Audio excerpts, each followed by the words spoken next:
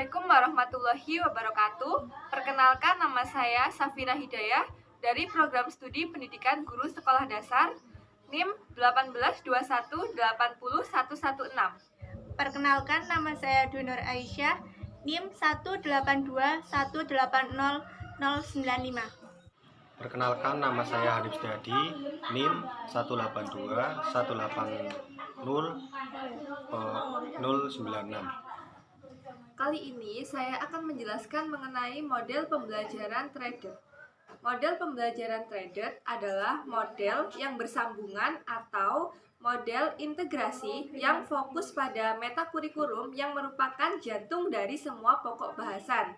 Misalnya, perkiraan adalah suatu keterampilan yang digunakan untuk memperkirakan sesuatu yang ada pada bidang ilmu matematika, memperkirakan peristiwa masa sekarang, atau mengantisipasi peristiwa yang ada di dalam sebuah novel dan memuat berbagai macam dugaan di laboratorium IPA.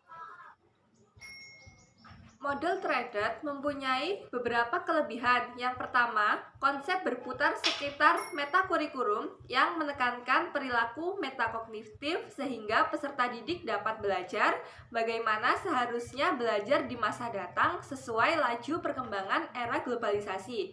Nah, yang kedua, materi untuk tiap mata pelajaran tetap murni untuk setiap disiplin ilmu. Yang ketiga, guru dapat memasukkan keterampilan berpikir, bekerja sama, dan kecerdasan multitype dalam isi pelajaran. Yang keempat, peserta didik memperoleh berbagai jenis keterampilan berpikir yang dapat ditransfer melalui kecakapan hidup. Selanjutnya, model threaded juga memiliki kekurangan. Yang pertama yaitu hubungan isi atau makna dalam lintas bidang studi sama sekali tidak ditunjukkan dengan jelas atau gamblang. Yang kedua, permukaan metakurikulum atau intinya pemindahan keterampilan hidup, tetapi mata pelajaran tetap statis. Yang ketiga, hubungan antara dan di antara pokok kajian materi sama sekali tidak ditekankan. Yang keempat, guru pada umumnya masih memerlukan sesuatu pemahaman keterampilan dan strateginya agar dapat menyusupkan metakurikulum melalui isi pelajaran.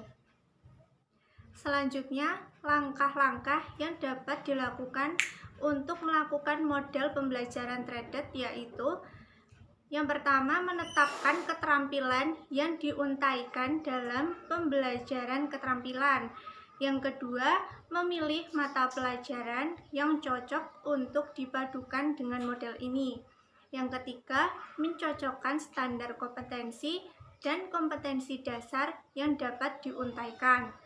Yang keempat, merumuskan indikator pembelajaran secara terpadu. Dan yang kelima, menetapkan keterampilan berpikir yang akan diuntaikan. Selanjutnya, kami akan praktik mengajar menggunakan model pembelajaran threaded. Assalamualaikum warahmatullahi wabarakatuh. Nah, anak-anak, sebelum kita memulai pembelajaran pada pagi hari ini, alangkah baiknya kita berdoa terlebih dahulu.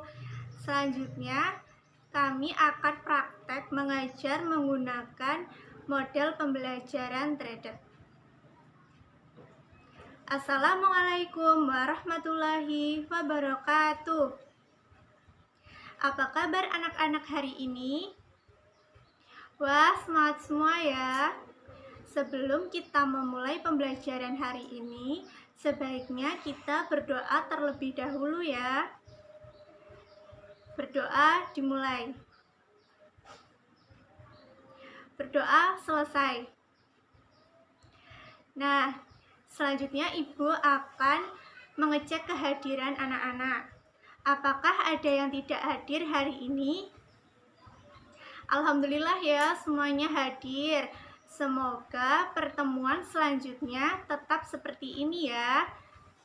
Semoga anak-anak selalu sehat walafiat sehingga dapat mengikuti pembelajaran secara tertib dan sehat.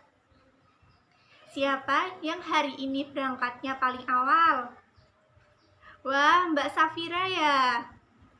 Nah, anak-anak harus mencontoh sikap disiplin seperti Mbak Fira karena telah berangkat tepat waktu sehingga mencerminkan sikap disiplin. Dengan kita menerapkan sikap disiplin secara dini, kita dapat selalu tertanam dan dapat berguna bagi diri sendiri dan lingkungan sekitar. Sebelumnya kita telah mempelajari materi mengenai cuaca.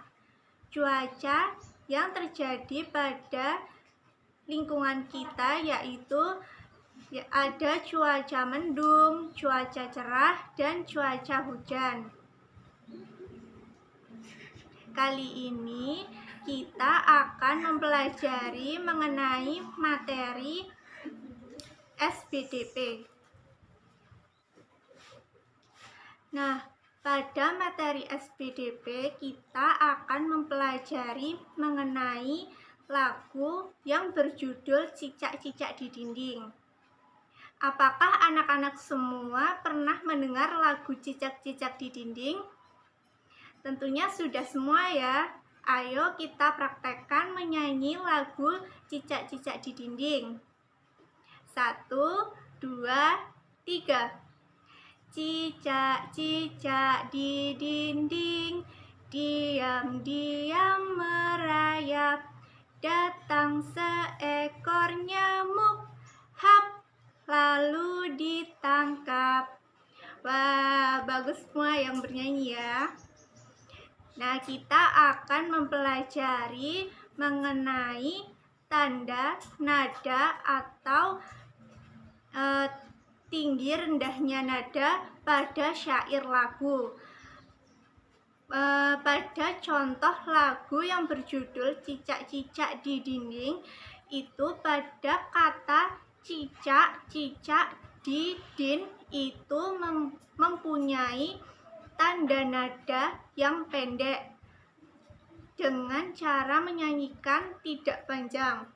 Selanjutnya pada kata ding yang terdapat pada bagian akhir syair yang pertama itu memiliki tanda nada yang panjang atau bisa disebutkan dinyanyikan dengan tanda lagu yang panjang.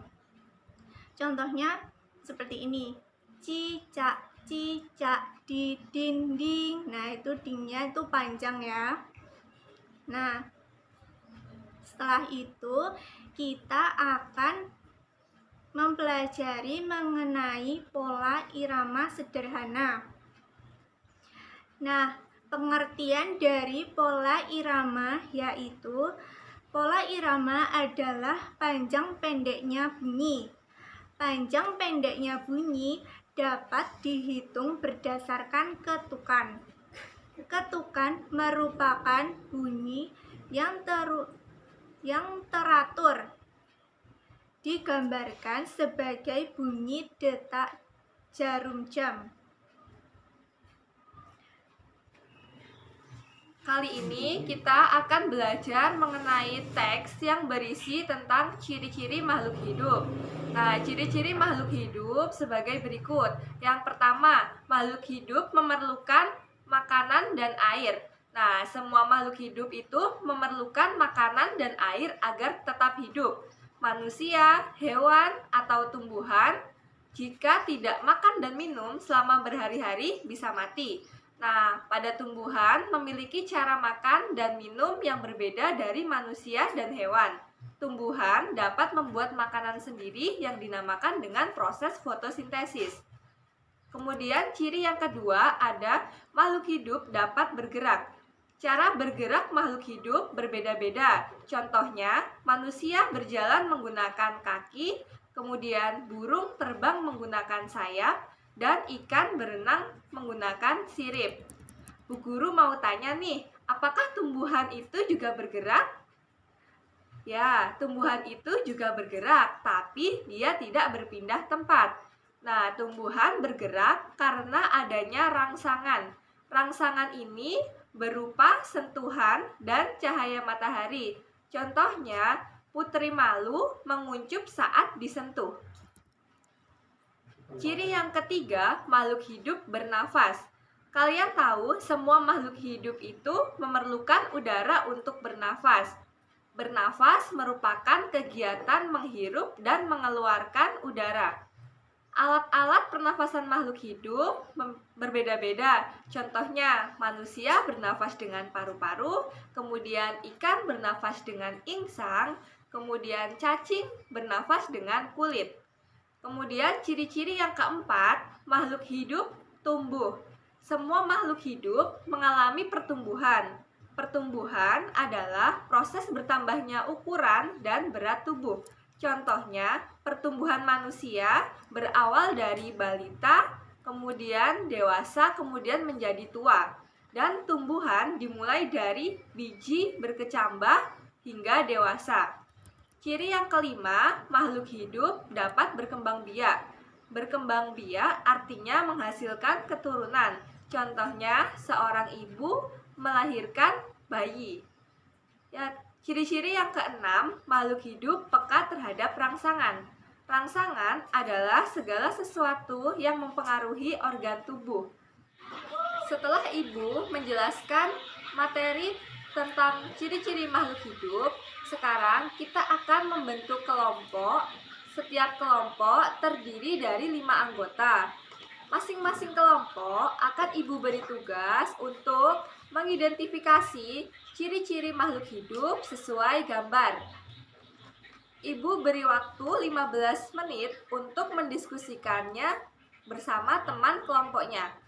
Dikarenakan waktu sudah habis, coba kelompok 1 maju ke depan kelas untuk mempresentasikan hasil dari diskusi kalian.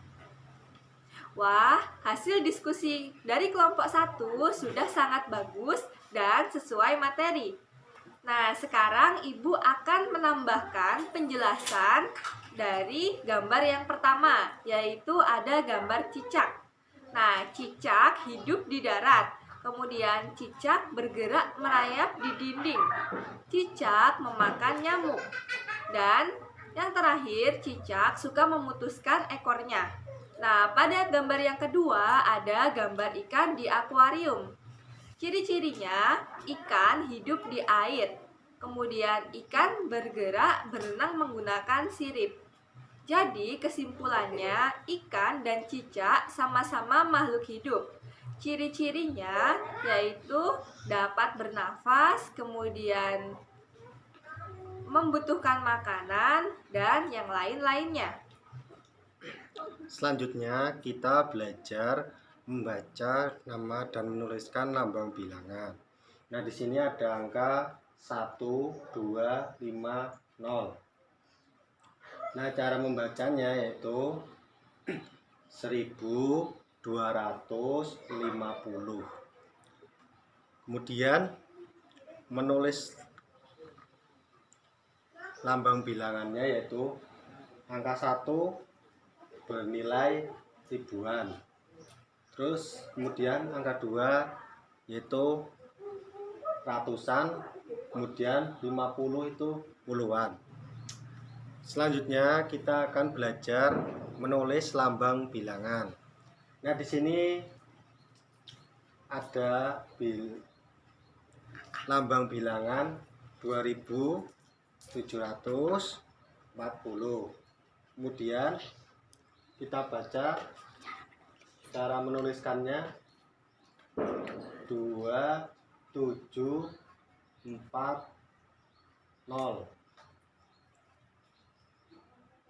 Kemudian cara membacanya 2740. Alhamdulillahirrabbilalamin. Untuk materi hari ini sudah selesai. Anak-anak telah mengikuti pembelajaran dengan penuh semangat luar biasa dan tertib. Tadi kita sudah membahas materi apa saja, anak-anak? Ya, benar Pak Fira. kita sudah belajar mengenai pola irama pada lagu, ciri-ciri makhluk hidup, membaca dan menulis lambang bilangan. Selanjutnya, apa yang paling kalian sukai dari pembelajaran hari ini? Oh iya, benar Mbak Dwi, tentang ciri-ciri makhluk hidup.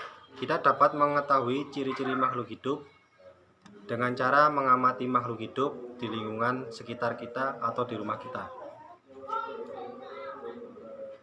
Nah, semoga materi yang telah kita pelajari dapat bermanfaat dan jangan lupa untuk selalu semangat dalam belajar dan jangan lupa untuk selalu berdoa. Kita cukupkan pembelajaran pada hari ini. Anak-anak bisa berkemas, setelah itu berdoa dan boleh pulang ke rumah masing-masing. Ya Mbak Fira, tolong dipimpin berdoa. Ya, terima kasih Mbak Fira. Sekian dari